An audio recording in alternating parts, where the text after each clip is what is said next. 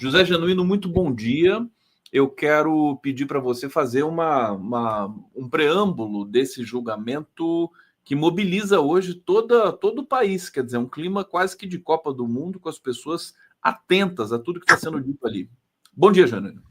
Bom dia, Conde. É muito importante o que está se iniciando hoje no Supremo Tribunal Federal. Mas antes de entrar no assunto, eu queria lembrar para as pessoas que nos acompanham que hoje se lembra a data de fundação dos comunistas ou enquanto partido político. O Partido Comunista do Brasil foi fundado no dia 25 de março de 22, depois, na Guerra Fria, mudou o nome para Partido Comunista Brasileiro, depois, em 62, foi reorganizado como Partido Comunista do Brasil. Lembrar essa data porque é uma data das lutas populares, das lutas socialistas. E essa data marca uma década muito importante, que foi a Revolução de 24 aqui em São Paulo, a Revolta de 24, depois, antes teve os 18 Forte, a Semana da Arte Moderna, depois teve a famosa Revolução de 30 e o processo de modernização do país. Portanto, é uma data que a gente cabe a lembrar. Lembrar com a ideia de que o passado não pode passar. O passado não pode negar o passado. O passado tem que iluminar o presente como condição para a gente olhar o futuro. Eu acho que é importante lembrar essa data. Estamos iniciando o julgamento da intentona comunista. Na verdade, o que está sendo julgado hoje é se eles vão ser culpados como réus. Não é ainda o julgamento da pena, do mérito. É a aceitação da denúncia, que tudo indica que ela será aceita por ampla maioria.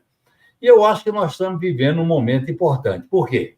Primeiro, porque é o ex-presidente da República, o inelegível Bolsonaro, a cúpula do governo dele, e dos 32 acusados, 22 são militares. Olha bem, dos 32, 22 são militares. 5, 4 estrelas, general, coronel, etc., que estão no início desse processo. Eu acho que esse é um fato importante. E esse fato vai ser mais importante ainda, primeiro, a gente respeitar o devido processo legal, como está sendo feito, o contraditório, o direito de defesa, não dar argumento para que eles se vitimizem. Portanto, eu acho que é muito importante, ao lado desse julgamento jurídico, nós temos que fazer o debate político sobre o que representou e o que representa no Brasil essa direita fascista, como representa nos Estados Unidos, aqui no Brasil, na Itália, como representa na Argentina, e eu acho que é muito importante a gente fazer o debate político, o debate de mérito, para fazer reformas institucionais, tanto no sistema eleitoral e partidário, como no papel e na missão das Forças Armadas, que elas se fundiram com a aventura bolsonarista e com a aventura golpista de 2016. Portanto, eu acho que é fundamental que o país seja passado a limpo, principalmente as instituições que se comprometeram com o golpismo, cúpula das Forças Armadas em Brasília, a parte da cúpula militar, as lideranças civis junto com o Bolsonaro, isso tem que ser reavaliado para que não se bote a sujeira debaixo do tapete, e isso volta a acontecer no futuro.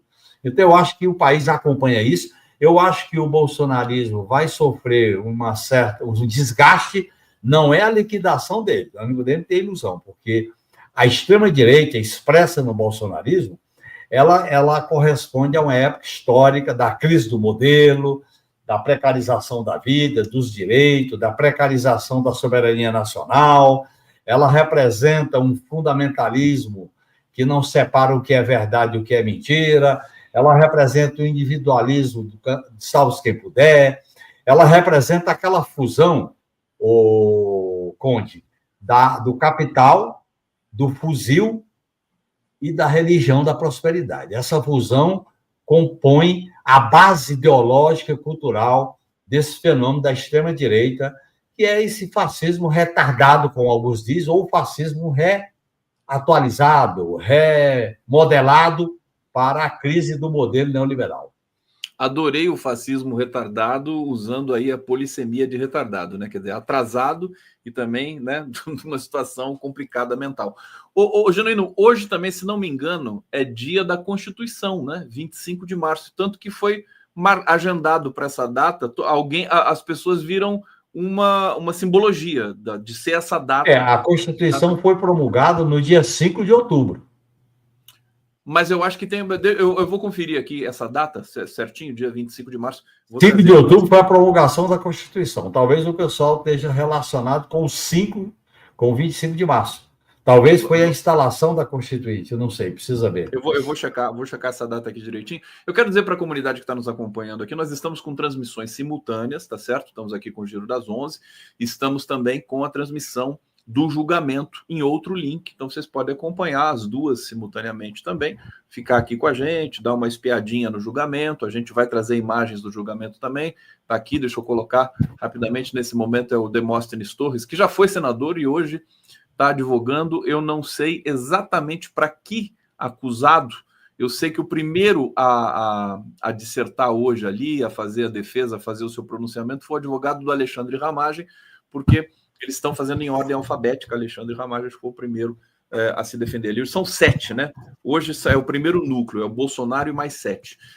Genuíno, e dizer para a comunidade o seguinte, a fala inicial do Alexandre de Moraes e na sequência do Paulo Gonet, as duas falas foram muito contundentes, no sentido de um trabalho muito cirúrgico, bem feito, com base no relatório da Polícia Federal e com base em tudo que aconteceu no Brasil. Quer dizer, não tem um processo com mais elementos probatórios do que esse. O próprio Gonet disse que as provas abismam. Genuíno, comentário seu sobre isso, por favor. As provas falam por si. Tem história, tem fatos, tem reportagens, tem entrevistas, tem declarações e tem os celulares falantes, tem delações. Portanto, não há como contestar as provas, porque tudo foi às claras. Até porque esse pessoal, pela sua arrogância, pela sua visão autoritária e maniqueísta, eles assumiam o que estavam fazendo para se promoverem. Olha bem o que eram os acampamentos em quartéis, olha bem o que eram as lives do Bolsonaro, olha o 7 de setembro de 21 e o 7 de setembro de 22, olha as declarações junto aos embaixadores, olha as ameaças ao Supremo e ao próprio Congresso Nacional. Portanto, tem prova em abundância. O que não faltam são provas para essa denúncia ser aceita, porque essa alternativa golpista ela foi produto do primeiro golpe, que foi em 2016. O impeachment da Dilma foi um golpe. E o golpista Temer foi vamos dizer assim, o articulador, junto com o Eduardo Campos, junto com o Eduardo Cunha, junto com Aécio, que promoveu o golpe com o apoio do PSDB, com o apoio do PFL, com o apoio do Cidadania e tal. Só que quem ganha com o golpe foi o Bolsonaro. Quer dizer, a direita, a velha direita, gourmet, como diz o Walter, deu o golpe, mas quem assume o poder foi a candidatura do inelegível Bolsonaro. E ele fez 4 anos de preparação de golpe. Isso tem provas abundantes. E eu acho que o Supremo fez um trabalho muito consistente. O ministro Alexandre de Moraes construiu um roteiro com provas, com relatos, muito legítimo. Não entrou em provocações, como essas provocações que eles estão fazendo de maneira vergonhosa, submissa, espírito de vira-lata com os Estados Unidos. Ele não entrou nessas provocações quando foi injustamente atacado por setores da grande mídia e por setores das big techs, como o Elon Musk, e eu acho que ele fez um trabalho muito sério, muito consistente. E esse processo, nós devemos sempre defender que ele está se dando respeitando o devido processo legal, direito de defesa, contraditório e apresentação de provas. E há setores da opinião pública, há setores da grande mídia que tentam fazer uma comparação com o Mensalão. Não tem nada a ver. Não tem nada a ver. Primeiro que não havia... o Mensalão foi uma armação política sem provas. Transformaram financiamento de campanha em crime, transformar crime eleitoral em crime penal, em ação penal. Porque o que houve foi financiamento de campanha. Não tem prova sobre alguém ter enriquecido, com cheque, com depósito, nada disso. Então, eu acho que é muito importante. Eu fui vítima da Justiça de Inserção no Mensalão, faço questão de mostrar claramente essa diferença. Agora, a gente aprende, né, Conde? A gente aprende, em primeiro lugar, a respeitar o ritual do processo legal. Isso é muito importante. Tanto vale para nós, como vale para os nossos adversários. Tem que ser algo fundamental para a esquerda firmar o seu compromisso com a luta democrática. Aliás, então, eu acho que nós estamos vivendo um processo muito rico no Brasil. O processo é rico. Tem muitas lições. O Genuíno, Bolsonaro alega que ele está sendo perseguido, e se tem alguém que sabe o que é ser perseguido aqui, é o José Genuíno. Você foi brutalmente perseguido. Você pode falar um pouquinho sobre isso para a gente, por favor? Eu fiquei 5 anos preso na ditadura militar, fui condenado com base na Lei de Segurança Nacional, artigo 14, cumpri 5 anos de prisão, de 72 a 77. Depois, como consequência do mensalão, que no meu modo de entender foi uma espécie de preparação, porque ficou conhecido como Lava Jato, eu fui condenado e cumpri pena na Papuda e em prisão domiciliar após uma cirurgia delicada que eu sofri de aneurisma da aorta. E ao sair da cadeia, ao sair da prisão, eu tento recuperar, como eu fiz em 77, fiz agora em 2016, a minha atuação política. Eu vivo na mesma casa há 41 anos, moro na mesma casa, moro na mesma rua, não tem outra fonte de renda a não ser uma aposentadoria complementar, né, nem integral, é complementar, porque na época do julgamento, o ministro do Supremo, que eu não vou citar o nome, fez questão de não considerar aneurisma da aorta com seus médicos de plantão como cardiopatia grave. Eu trabalho, eu vivo da minha militância política, faço palestras, faço debates, faço reuniões, principalmente como militante do PT. Não quero mais disputar cargo nem eleição. Eu quero ser militante para reformar o PT, para reconstruir uma perspectiva socialista de esquerda diante da crise que o mundo atravessa e o Brasil. Conde, nós estamos atravessando uma crise que coloca em risco o futuro da humanidade, o futuro das pessoas, coloca em risco o bem-estar, coloca em risco as necessidades das pessoas, coloca em risco uma espécie de sonhar com o futuro. E nós temos, a esquerda nunca foi tão importante para abrir caminhos, para teimosamente construir uma alternativa à esquerda, radicalmente democrática e socialista. Olha, eu vou atualizando aqui as informações do julgamento, gente. A gente vai conversar sobre isso, mas eu quero aproveitar a presença do Genuíno aqui, até porque também daqui a pouco o Edinho Silva vai estar com a gente aqui para falar da sucessão no PT, e o Genuíno está ali trabalhando junto com o Rui Falcão, que vai apresentar também a sua candidatura à presidência do PT. Mas antes eu quero aceitar aqui umas provocações do nosso público. O público está aqui no bate-papo. Primeiro, agradecer a Sônia Maria Alves, que está dizendo aqui, quem fala agora é a defesa do Almir Garnier, né? O almirante, que então, portanto, está sendo defendido pelo Demóstenes Torres. Edson Antunes está dizendo: Dilma sofre impeachment, Temer assume, indica Xandão e o mesmo lava a nossa alma jogando militares e políticos de direita por tentativa de golpe. Isso aí realmente o Brasil não é para amadores, né? O Brasil não é para amadores. O Brasil tem uma história riquíssima de grandes virtudes, grandes oportunidades e grandes tragédias.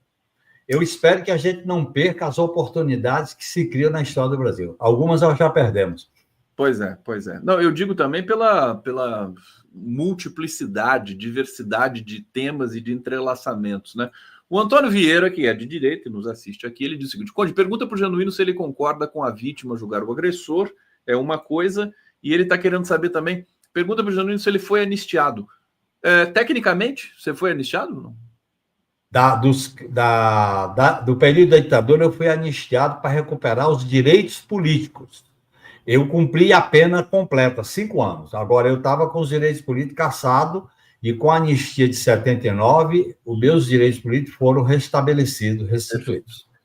Perfeitamente. Em relação ao mensalão, não. Em relação ao mensalão, uma das condenações caiu, uma outra condenação caiu, e eu cumpri a pena básica e fui libertado e vim morar em São Paulo. O seu processo foi anulado ou você foi inocentado? O que aconteceu? Teve uma parte que foi anulado. Por exemplo, o crime de quadrilha foi anulado,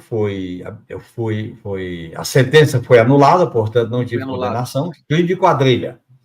O empréstimo junto ao Banco de Minas Gerais, o BMG, foi também anulado e ficou apenas o processo do empréstimo do Banco Rural. Esse aí eu cumpri pena e depois foi revisado no Supremo Tribunal. Ô, Genuíno, esses detalhes, problemas de empréstimo do partido e tudo mais, que nem foi o caso naquele seu momento, mas, digamos assim, hoje isso não vai ser mais um problema, porque hoje você tem o fundo partidário, né? O PT, inclusive, tem um fundo robusto, não é? Aliás, muito grande, muito grande.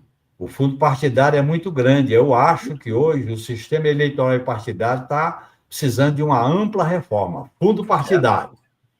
Segundo, emendas individuais, emendas impositivas e a falta de uma representação de acordo com o número de eleitores, com o número de votantes, com o número da população, é um problema. O sistema eleitoral e partidário no Brasil, ele precisa de uma ampla reforma.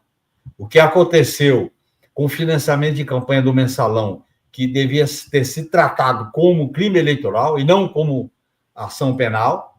O que aconteceu na Lava Jato foi uma grande manipulação que foi anulada pelo Supremo, né? E esse processo de judicialização tem que ser resolvido no campo da política. Não é a política que vai resolver o judiciário, nem o judiciário vai resolver o campo da política. Perfeitamente. E então eu quero aproveitar, Genuíno, e te perguntar, você participou ontem, nós estávamos conversando aqui no bastidor, até te perguntei se a gente podia falar disso publicamente, e você disse que sim, então eu queria que você contasse como foi, como é que está sendo essa articulação da candidatura do Rui Falcão à presidência do PT. Você pode falar para a gente? Posso falar, Coni. Em primeiro lugar, eu acho que o PT está diante de uma certa encruzilhada. Ao longo dos seus 45 anos, ele tem que fazer um movimento de renovação pela esquerda da sua linha política, dos seus métodos de organização e da relação com o próprio governo Lula, ter mais autonomia para cobrar, para fiscalizar, para pressionar o governo. Porque os objetivos do partido vão além de um período de 4 anos. Por outro lado, eu acho que a linha política do partido precisa sofrer um debate diante das novas necessidades, a nova classe trabalhadora, o movimento das mulheres, do povo negro, da comunidade LGBTQIA+, dos povos originários, a bandeira da discussão sobre a catástrofe climática, a bandeira sobre os riscos que a humanidade está correndo. Um partido de esquerda tem que fazer uma atualização. E eu acho que o Rui Falcão é um nome que tem história, é um nome que passou pela presidência e foi testado, passou pela Câmara Federal, ainda é deputado federal e também foi testado como um militante competente de esquerda, que convive com as várias tendências dentro do PT, e nós estamos fazendo um movimento à esquerda para construir a vitória do Rui Falcão. Nós estamos tirando uma carta de apoio à candidatura dele. Essa carta de apoio vai ter lideranças nacionais, deputados federais, liderança do diretório e ex-presidente do PT. Nós vamos fazer um lançamento agora para março, o lançamento aqui em São Paulo, e vamos percorrer o Brasil fazendo debates.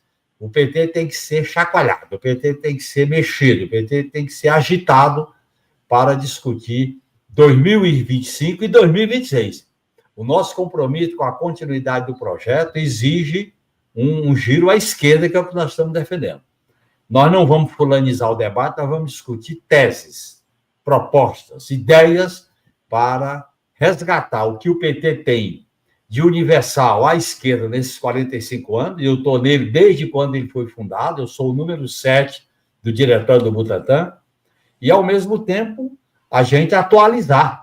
A gente tem que mudar sem mudar de lado. Esse negócio de nós não devemos ter medo da polarização, não devemos ter medo de fazer aliança, mas nós não precisamos ir ao centro. O centro, a gente faz aliança sem perder a identidade da esquerda. Então, nós temos que recolocar, repactuar com a nossa base social, com os movimentos populares, nós temos que repactuar com a intelectualidade esquerda, nós temos que compor uma frente à esquerda dentro e fora do governo. Genuíno, então, eu queria que você falasse um pouco sobre projeto de país dentro do Partido dos Trabalhadores, que é um patrimônio da sociedade brasileira. Inclusive, é impressionante como toda a imprensa está preocupada com a sucessão dentro do PT, né? Quando é em outro partido, ninguém liga, mas dentro do PT, o bicho é feio, né? A coisa acontece... É feio. Esse debate vai ser importante, a imprensa vai acompanhar, e eu acho que o PT tem... Primeiro, o PT resistiu a uma tentativa da classe dominante, da direita, da extrema-direita, de liquidar o PT. Inclusive, eles falavam, vamos acabar com essa peste. Vou deixar isso claro.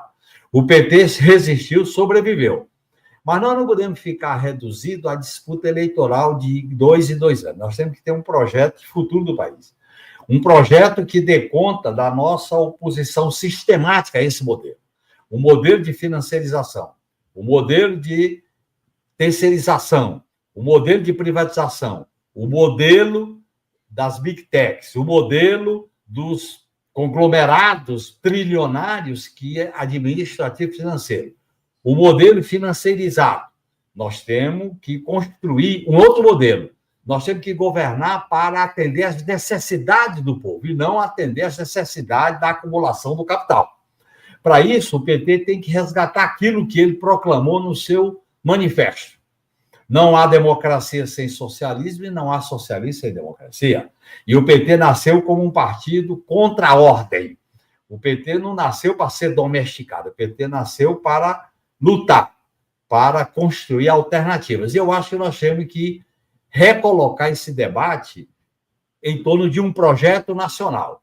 Um projeto estratégico que envolve a discussão do cenário internacional, seja o risco de guerra, seja a catástrofe climática, seja o problema da migração, seja o problema social, o problema cultural, seja o problema dessa força que a direita extrema vem no mundo. Nós temos que ter uma alternativa. Porque a democracia liberal, Conde, ela perdeu a funcionalidade para a crise do capital. O capital precarizou a vida, eliminou direitos e colocou as pessoas no desespero. Nós temos que construir o sonho, a alternativa. Nós temos que construir a ideia de que outro mundo é possível. E eu acho que o PT tem que fazer uma discussão da sua linha programática. Nós temos que ter o programa, a estratégia e a tática. Nós não podemos ficar só na tática de cada eleição. Nós temos que ter uma visão de futuro. Para onde nós caminhamos? Deixa eu te falar que a minha percepção é de que essa sucessão no PT vai fazer um bem para o PT e para o país, que eu acho que a gente não tem nem roupa para... Porque eu acho que vai ser muito importante. Quer dizer, esse debate transparente, intenso, com a militância. E aí eu quero te fazer a seguinte pergunta. Por exemplo, Genuíno, com relação às emendas parlamentares que distorcem, né, a nossa república, o nosso regime. Qual que é a posição do PT? Qual que é a posição do Rui Falcão, sua? Olha, como é que vai ser isso aí? A minha posição e dos que apoiam o Rui Falcão, nós somos contra a emenda individual e emenda impositiva. Aliás, eu, quando era deputado, nunca fiz emenda individual. Eu defendo que o parlamento faça emendas estruturantes de projeto, subprojeto, programa e subprograma. Emenda individual e impositiva nasceu com o Eduardo Cunha, porque o Poder Executivo é quem elabora e quem executa. O parlamento muda, o parlamento fiscaliza. Portanto, eu acho que é aí a raiz da crise institucional. Porque com emenda impositiva, o parlamento governa sem o ônus de governar. E eu acho que você leva a política para a oligarquização, leva a política para favorecer os currais eleitorais, e como o sistema eleitoral nosso não é um eleitor, um voto, você sabe que tem a fórmula que vem do pacote de abril do Geisel, em que você tem um número mínimo e um número máximo, não é pelo número de eleitores, você diz, nenhum estado pode ter menos do que 8 e nenhum estado pode ter mais do que 70. O eleitor dos grandes centros urbanos, das grandes capitais, tem um peso diferente. Isso é uma deformação, porque o parlamento é parlar, o parlamento é a representação do povo, o Senado é a representação da federação. Então, nós temos que mudar a maneira de elaborar o orçamento, e nós estamos defendendo essa proposta. E fazer uma reforma profunda na relação dos poderes. Inclusive, nós advogamos com possibilidade de fazer uma ampla reforma institucional, que enfrente a questão da tutela militar, que é a revogação do artigo 142, que recoloque um outro projeto de segurança pública, não essa segurança pública punitivista, que se baseia na letalidade, cujo exemplo é o Tarcísio, e a gente defende que haja um momento em que a democracia se manifeste na soberania popular. A razão de ser, o fundamento da democracia, Conde, é a soberania popular. Não é só votar periodicamente, é exercer o poder pela forma direta e indireta. Portanto, nós estamos discutindo esses temas na candidatura do nosso companheiro Rui Falcão, além de outros temas que nós estamos colocando como uma plataforma estratégica. Por exemplo, nós temos que vincular a luta das mulheres, do povo negro, da comunidade LGBT+, dos povos originários, do povo, com a luta antissistema, com a luta econômica, com a luta política, com a luta ideológica, com a luta cultural. Nós temos que ter um compromisso de não separar coisas que não podem ser separadas. E eu acho que nós estamos advogando que o PT faça um giro à esquerda. E o governo Lula, nesses 2 anos que faltam para 2026, ele também faça esse movimento à esquerda. Nós não podemos ficar atrelado ao aliancismo com a direita. Para combater a extrema-direita, nós não podemos nos confundir com a velha direita, como o Walter Pomar chama, gourmet. A direita gourmet ou a esquerda gourmet? Não, a direita gourmet. A direita que... Gourmet. Tem esquerda gourmet, direita gourmet, centro... Não, direita gourmet é essa que apenas quer mudar as aparências. Vamos mudar alguma coisa para que nada mude, né? Vamos fazer revoluções que o povo faça. Vamos mudar por cima. Escravidão, isso. A gente vai com a Lei Áurea. É a invisibilidade dos quilombos, do povo. A questão da luta das mulheres, a questão da luta camponesa, sempre ela botou um tapete por cima da sujeira e criou uma invisibilidade. Isso está na história do Brasil. Nós temos que recuperar essa visão crítica do Brasil, o papel das classes dominantes, como construir. Eu acho que ela está voltando, Genuíno. Eu acho que essa visão crítica, eu acho que assim, a urgência do mundo está obrigando o Brasil a ser, digamos, um país que faz o debate com qualidade de novo, depois desse surto direitista, extremista no Brasil. Eu fico feliz, gente, porque o Genuíno, você está tão bem, Genuíno, você voltou melhor, porque você fez uma cirurgia que não foi uma coisa muito simples, mas você está aí, forte, com esse sorriso aberto aí. Olha, tô orgulhoso, sempre. Deixa eu só... A minha felicidade, Conde, é a luta. A minha felicidade é lutar por grandes causas. É por isso que você está sempre bem, assim, de saúde. E eu queria, Conde, aí do 247, abraçar a companheira Zuzu Ângel, a filha da Zuzu Ângel, a Hildergar. A Hilde está lá no STF. Isso, e essa frase dela: não é possível que o Brasil repita a anistia equivocada e perversa, como foi várias anistias, a do Juscelino, que gerou militares do golpe de 64, a anistia que não punia os militares, e estão querendo novamente repetir a história. Você sabe que a história não se repete. Ela é tragédia ou farsa, né? Olha, o Danilo Souza está dizendo aqui, a gente está terminando, infelizmente, esse bloco. Danilo Souza, menos PED, mais núcleos de base, falando aqui da sucessão. Os dois, PED e núcleo de base, os dois. Menos PED e mais núcleo de base, ele está falando. Você concorda? Não, os dois. Tem que ter os dois. Tem que ter PED e núcleo de base. Perfeitamente. Genuíno, deixa eu agradecer você imensamente. O Edinho Silva está chegando aí. Eu vou jogar aqui. Eu fiz uma entrevista com o Edinho Silva agora há pouco, então eu vou colocar aqui, porque é por causa da agenda, né? Dificuldade de agenda. Eu vou dividir em duas, inclusive, porque a entrevista ficou longa, ele disse muita coisa. Vamos ficar atento. Vou colocar a primeira parte hoje. Na quinta-feira, a gente mostra a segunda parte da entrevista com o Edinho Silva. E no segundo bloco aqui do nosso Giro das 11 hoje é muito especial, porque o Boaventura Souza Santos, um dos maiores sociólogos do mundo, vai estar aqui com a gente presente, junto com Tarso Genro, junto com o Eduardo Xavier, para falar de um lançamento da obra que perpassa a vida do Boaventura, né? O trabalho dele, a filosofia que ele propõe para o mundo, para o sul global. Então vai ser um momento muito bacana aqui, emocionante, e por todas as razões também, hoje um dia emocionante. Eu fui conferir aqui, 25 de março é dia da Constituição do Brasil, porque foi nessa data, 1824, que o imperador Dom Pedro I ortogou a primeira Carta Magna do Brasil. Por isso que é o dia da Constituição brasileira. Mas antes disso, ele fechou a Constituinte e deu um golpe. E a primeira Constituição brasileira foi outorgada, não foi promulgada. Isso faz parte da origem do autoritarismo no Brasil. Origem do autoritarismo. Mas o dia parece que... Não, o dia vale a pena lembrar. Essa outorga não foi a proclamação. O 5 de outubro foi a proclamação. O 25 de março de 24 foi a outorga. A outorga não é a proclamação democrática. Vamos deixar isso. Perfeitamente. Obrigado, Genuíno. E até muito breve. Até semana que vem. Estaremos juntos de novo. Até semana que vem estaremos novamente aqui de plantão, Conde. Um grande abraço para você. Um abraço, querido. Bom